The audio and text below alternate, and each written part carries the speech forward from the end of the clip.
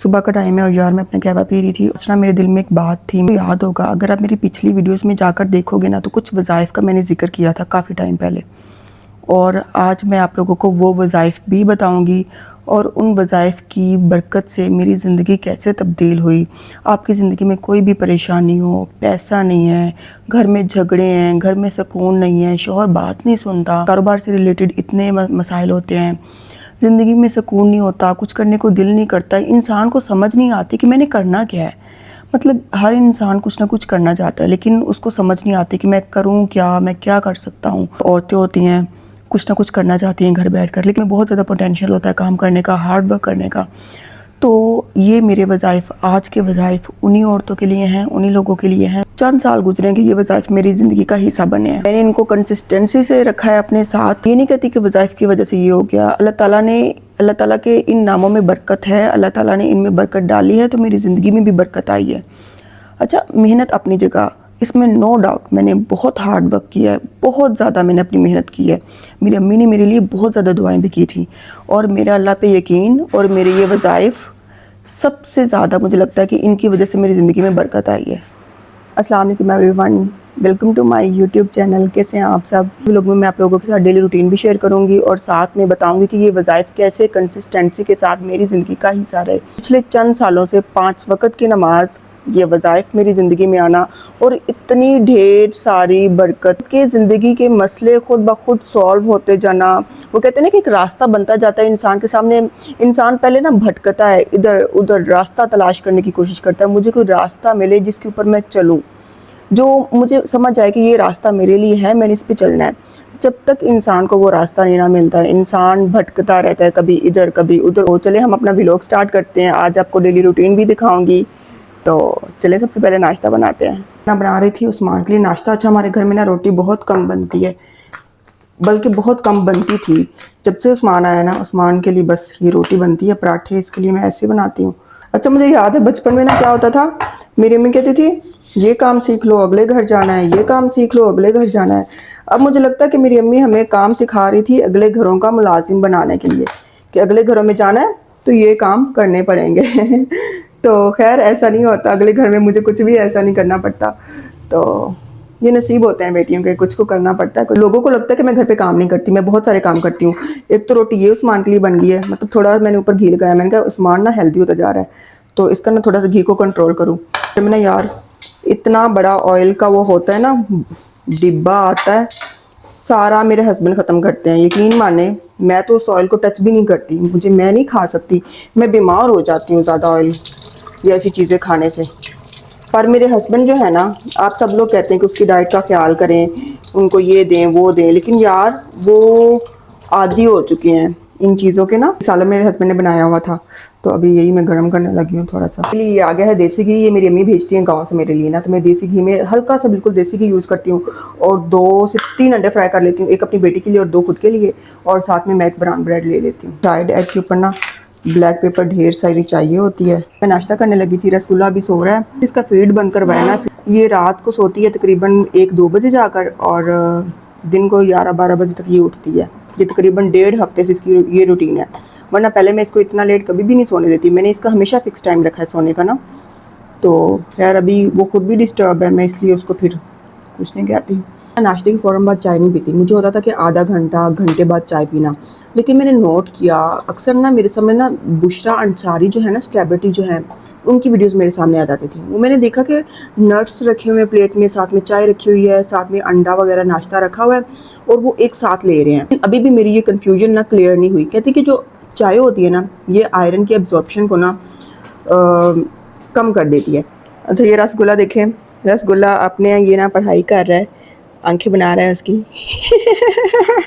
निकाल शम्मा, ओयो पबी का शम्मा का खाया कह रही फूल बना रही हूँ, ड्राइंग कर रही हूँ। अच्छा, मेरी अम्मी ना कल मुझे कहती है पॉबी को ना सलाम लेना सिखाओ, तो हम इसको सिखा रहे हैं। पॉबी चबैं खा, हुस्ना अस्सलाम वालेकुम, अच्छा ये थोड़ा सा ना मुश्किल है ना, अस्सलाम वालेकुम, तो ये थोड़ा सा ना मुश्किल से बोलती है।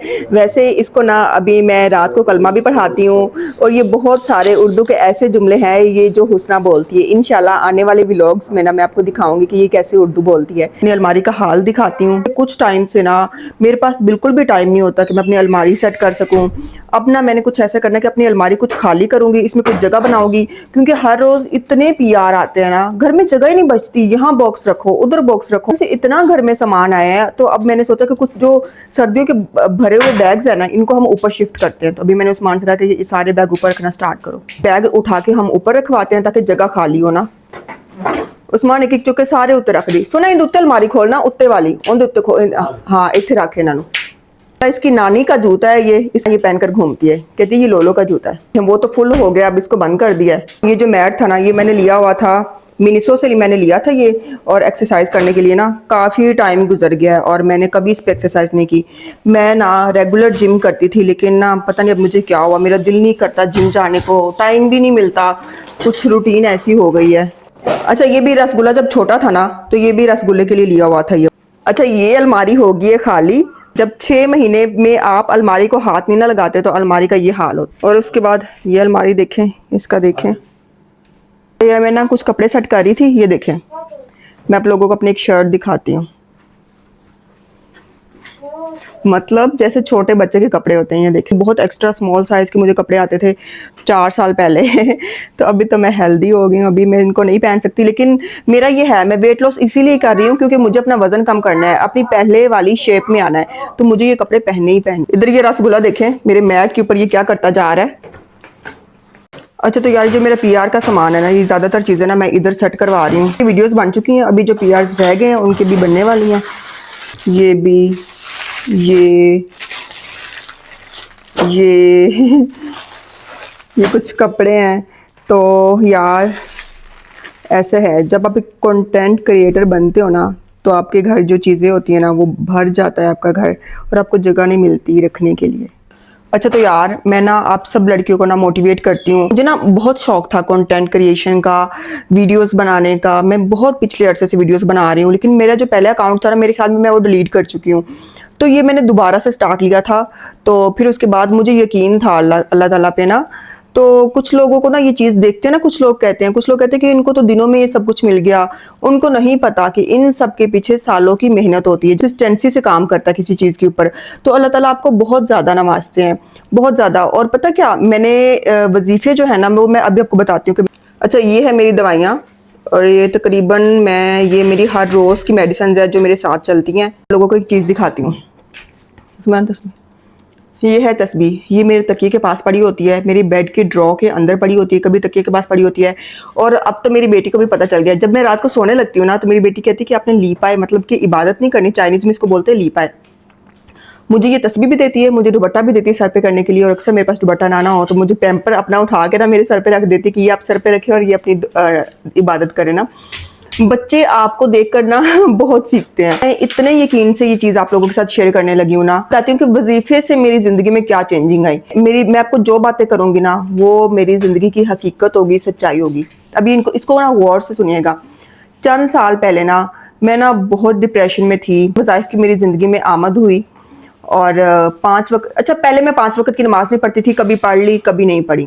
फिर क्या हुआ, इन वज़ाइफ के बाद 5 वक्त की नमाज मेरी ज़िंदगी का हिस्सा बनी। 5 वक्त, मैंने कभी सोचा भी नहीं था कि नमाज मेरी ज़िंदगी में इतनी अहम हो जाएगी, इतनी अहमियत हो जाएगी नमाज की। मैं अल्लाह ताला के इतने करीब हो जाऊंगी। अल्लाह ताला अपने ख़ास बंदों को ना चुन लेता है। अल्लाह ताला दिल जानता है, नीयत जानता है।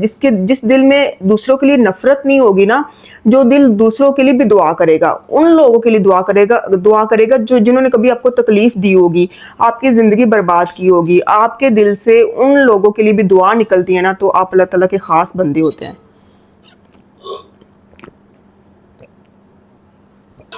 और मैं बताती हूँ आपको फिर क्या हुआ। फिर वजीफे पढ़ना शुरू किए, बहुत यकीन के साथ 5 वक्त की नमाज के साथ वजीफे जारी थे। चंद साल गुजर चुके हैं और इन वजीफ़ों की इतनी बरकत मेरी ज़िंदगी में शामिल हुई है ना, वो रास्ता जिसको मैं पिछले कितने सालों से ढूंढ रही थी, वो खुद ब खुद मेरे सामने आया और मैं उस पर चलना स्टार्ट होगी। चलना शुरू किया उस पर, कंसिस्टेंसी। अच्छा जो इंसान होता है ना, आप बात बात पे कोई छोटा मोटा झूठ जुबान से निकल जाता है। उन चीज़ों पे गौर करना शुरू कर दिया कि भाई ये मेरी जुबान से झूठ क्यों निकल रहा है जिसका मुझे कोई फ़ायदा नहीं है, फ़ायदा भी हो तो झूठ गुनाह है।